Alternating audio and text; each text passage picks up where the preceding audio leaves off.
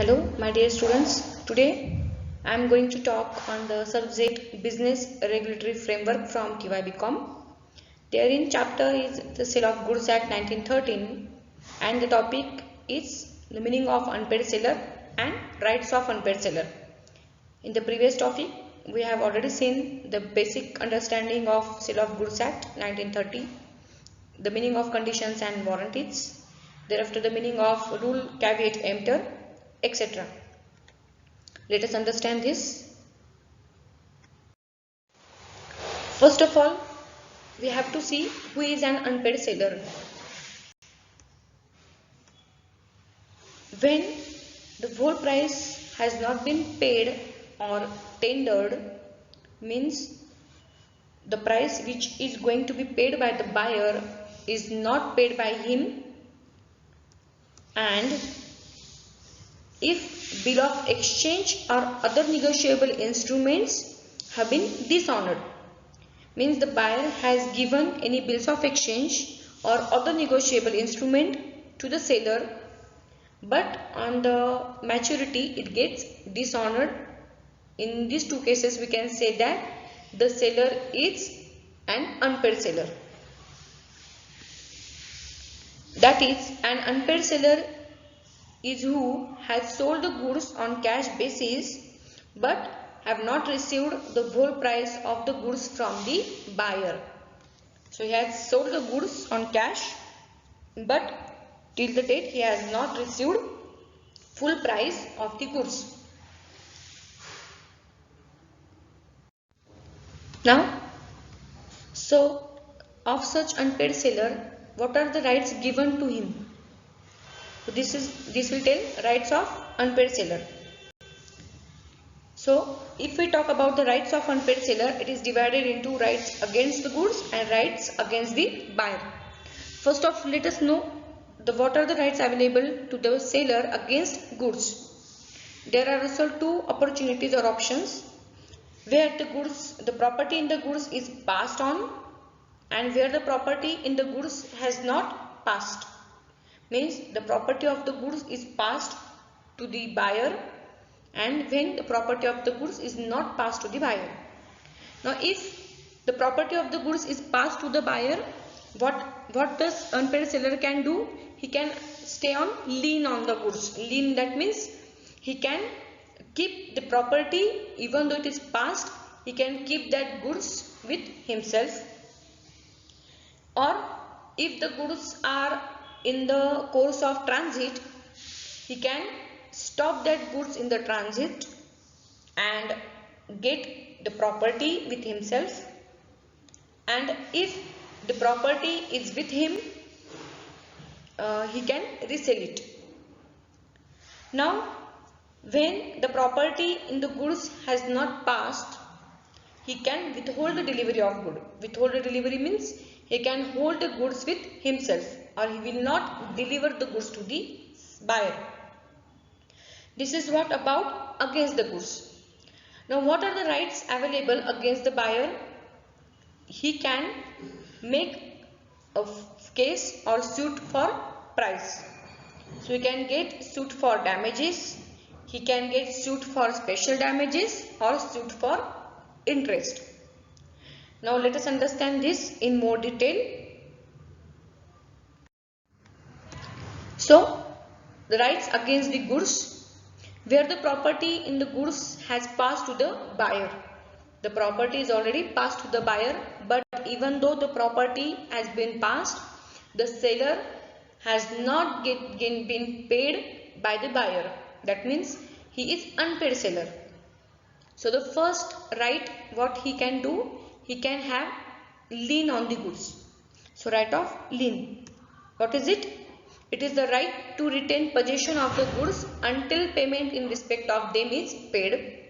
So he can retain the possession of the goods with himself until payment of them is made by the buyer.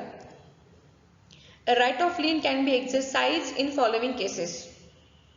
So you can exercise this right option or lien option in only in following circumstances. First, where the goods have been sold without any stipulation as to the credit. If the goods are sold on the terms of credit, and that because of that period of credit the seller is unpaid, you cannot say that the seller is unpaid, because the seller himself have given the goods on credit. Secondly, where the goods have been sold on credit but the term of credit has expired. Now he has sold the goods on credit and the credit period has expired.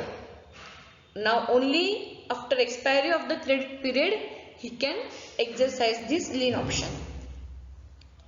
See, where buyer becomes insolvent even though the period of credit may not have expired.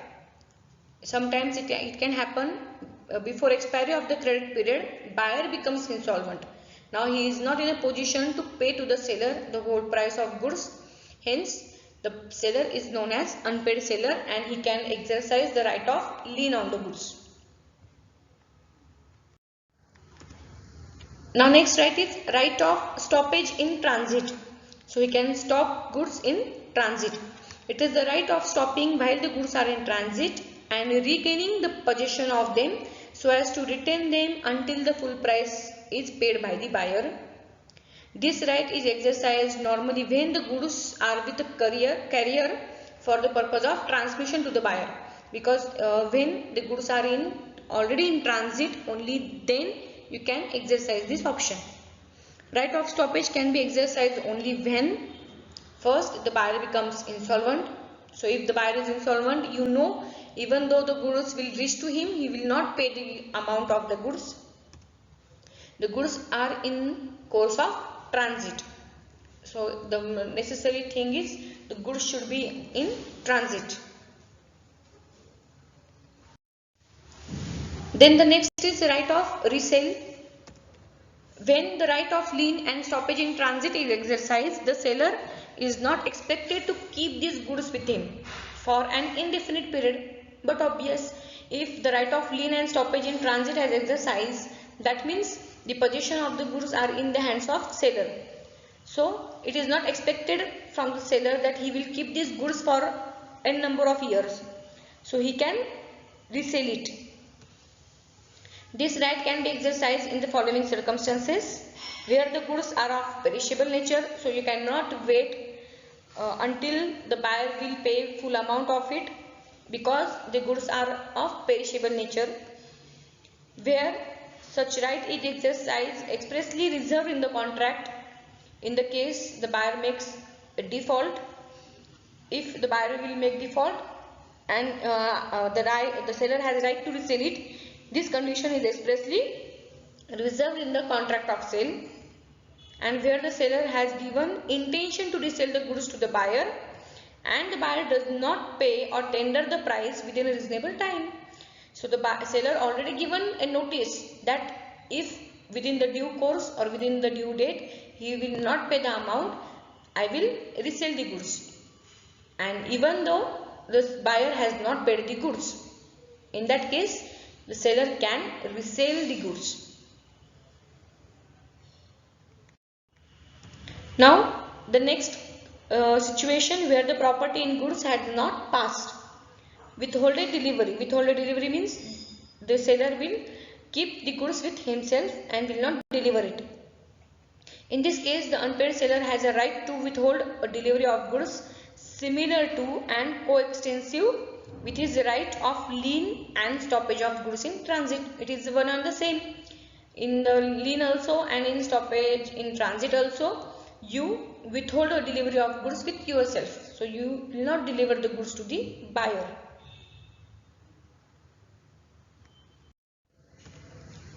Now the next case, what are the rights available against the buyer? Suit for price. The buyer, if the buyer fails to pay for the goods, if the contract stipulates that the price is payable on a particular day, if buyer wrongfully neglects or refuses to pay price on a particular day, here the delivery of goods is made immaterial. Delivery is not that much material, but the price should be paid within the due date is material, and the buyer has not paid the price within the due date. In that case, the seller can ask for suit for price. Then suit for damages for non-acceptance. If the buyer has not accepted the goods and has not paid, that means buyer refuses to accept the goods and he refuses to pay for it. If the goods have a ready market, the difference between contract price and market price. So what damages the seller can recover? The difference between the contract price and market price, because until given notice the buyer has not purchased the goods or accepted the goods. Seller requests for delivery and buyer does not take in a reasonable time. In these cases, the seller can suit for damages for non-acceptance. There can also be having suit for special damages when the parties knew when they made the contract to be likely to result from the breach of it. If it is already mentioned in the contract, if in the case of breach of any contract or any term, it will occur some special damages. In that case, you have to pay the special damages. Suit for interest on total unpaid price of the goods sold from the time it becomes due until it is actually paid. So the period up till when the actual price is been paid, for that period the interest will get paid to the seller on that goods. This is called suit for interest. So we have studied suit for special damages as well as suit for interest. Up till now we have studied the seller's rights against the buyer. Here we will study buyer's rights against the seller. So the buyer also can file a suit for non-delivery. If the seller fails to deliver the goods to the buyer within reasonable time, the buyer also have right to file a suit. Suit for specific performance. If there is a contract between buyer and seller to perform the activity on a particular or specific occasion or situation, and if the seller fails to perform that, so the buyer also get a damages. Suit for breach of condition. If seller has breached any condition, then again buyer can claim the suit. Suit for breach of warranty. It is same as of condition. Suit for refund of price. If the seller has not delivered the goods to the buyer can make a refund of goods or may demand for refund. Again, suit for interest, which is same as of the right of seller. This is a right given to the buyer to recover the interest for price.